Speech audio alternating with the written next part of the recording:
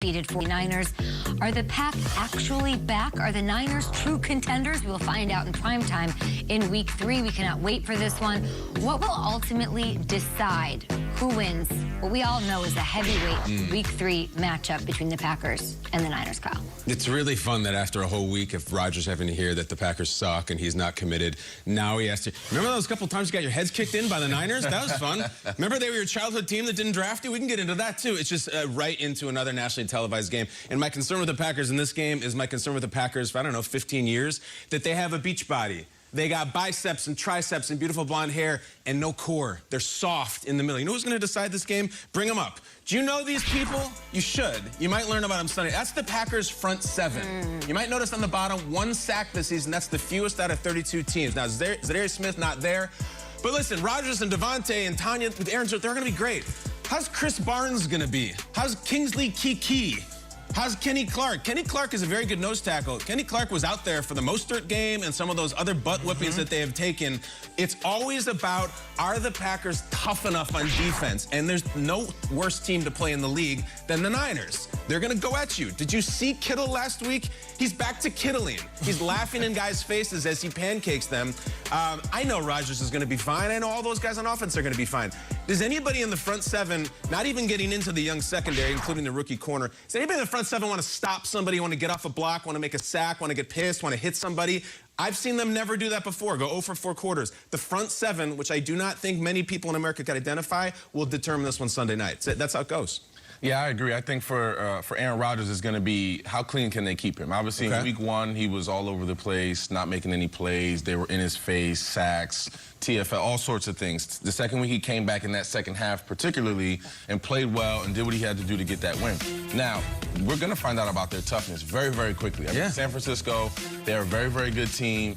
They do a lot of great things defensively, good schemes. They're going to be ready and prepared for Aaron Rodgers. Can they keep him clean so he can make passes like this in and out of the backfield? Can they keep him upright so that he can be the Aaron Rodgers that we know and love? But I think the biggest thing, Kyle, you hit it right on the head, is how tough is this team? I don't know. We've seen them be great, throw the ball downfield, look great, all the bells and whistles. But when their backs are against the wall, when they're, you know, when things aren't going their way, what does this team do? How do they respond? And I think we'll find out on Sunday.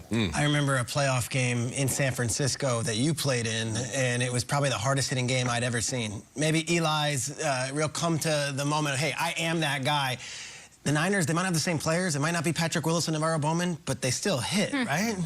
Absolutely, absolutely. And I would say it, and Peter, I've told you this numerous times, that game was the most physically grueling game I've ever played in, and the Super Bowl was the most mentally grueling game I've ever played in. So going into San Fran, they still have that template of guys that come downhill, they hit you in the mouth, they're ready to play football. It's going to tell a lot about your team going into San Francisco this weekend, for sure. I'm so curious what they do on offense in Green Bay. Because I feel like, all right, so Week 1 was like the wake-up call. I wrote this out. Week 2 was the warm-up, so you had the wake-up and the warm-up. What we got? Is Week 3 the glow-up? Pretty good where warm-up. like we see, we see like this is what we... Wake-up call, warm-up, glow-up. That's your plan? All right, Niners, you beat us every time, and you know you dominate us, all this thing. What if Rodgers goes in there and just lights them up? And he can. Have you guys seen what the Niners are walking into on their defensive backfield right now? They're injury-riddled, like you never believe. Last week was crazy. They had Josh Norman as their #1 corner, who they picked up 5 days ago. What is that second? This is their secondary right now. These are the corners. And I'm sorry, I know they're great up front, and Eric Armstead, and I know Bosa, and I know these guys, and Nick Warner's going to hit you. But if Aaron Rodgers and Davante Adams want to have a day and a glow-up moment and tell everyone in the rest of the world, like, don't worry about us, this is it. I just asked the producers, can I just see great Rodgers and Davante Adams? Because, yeah, they had a couple moments, and Rodgers and Adams connected and had big numbers on Monday night. But that was against the Lions at home. Sure. Go into San Fran with Al Michaels and Chris Collinsworth on the call and do what you guys were born to do. I think they can. Now, the Niners could easily go to a cover 2, and they could say, we're taking that away. Well, if that's the case, Aaron Jones on the death, just like he did against the Lions. Go short, go Tunyon, go Jones, and just keep on chipping away. Take what they give you. I think Nathaniel Hackett's a really good offensive coordinator. I think Rodgers still is one of the best quarterbacks in our game. on this national showcase, give us the glow-up game. Go light up this beleaguered Niners defensive backfield. It sounds like you're as confident in the Packers offense as you are unconfident in their defense from yesterday. That was your one concern about them, so they're really going to have to bring it. The glow-up. The glow-up. I'm into it. I'll talk about the Niners. You guys are talking mostly Packers. There's some deficiencies on the Niners side. They will not win this game if they can't get the run game going. It's historically how they have blown out this Packers team or taken them to town in recent years, including that NFC Championship game where they ran for 285 yards on the back of Raheem Mostert, who is out in this one. Let's talk about those names that are gone, guys. Journeyman Elijah Mitchell, everyone's like, scoop him up on waivers. He's now dealing with an injury. Jeff Wilson on PUP. JaMychal Hasty, I liked him for a quick minute yesterday, last year, saw some things. He is now out with an ankle. Trey Sermon has a concussion. The only healthy backs are Journeyman Trenton Cannon and Jaquez Patrick, who was signed off the Bengals practice squad. This transaction hit the wire. Okay, what you're telling me is I need to warm up and play running back. Is that what you're saying? Do you feel like you can? Back's a little tight this morning, I'm not going to lie. Your boy over at Performix on 14, have you ready to do this?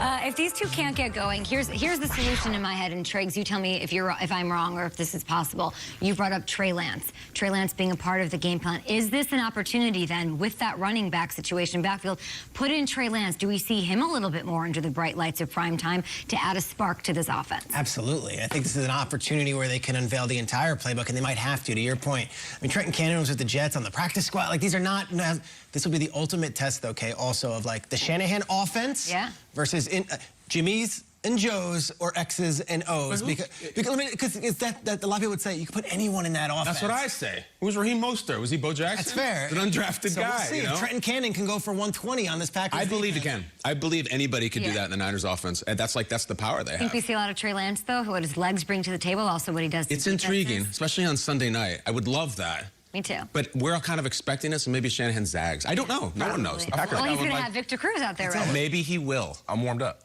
I'd like to see Trey Lance in a green zone situation. Kind of don't put too much pressure on him. Kind of go in with a shrunken field, see what he can do, use his legs, like use his arm, play action pass, and see what he can do, and kind of provide a little bit of a change of gears, switch the gears up a little bit against that defense. Love it. At GMFB with your tweets, what your thoughts are. Let's bring in Ian Rappaport, our insider this morning. Ian, we've got a big one to kick off Week 3 on Thursday between the Panthers and the Texans right here on NFL Network. What is the latest with Tyrod Taylor? Tyrod Taylor yesterday afternoon was officially placed on injured reserve, and that means he is out the next 3 games at least. This hamstring injury, which we talked about earlier in the week, was significant, and it didn't really look like much. Tyrod Taylor kind of tweaked it a little bit, running into the end zone. I believe you're going to see it right here.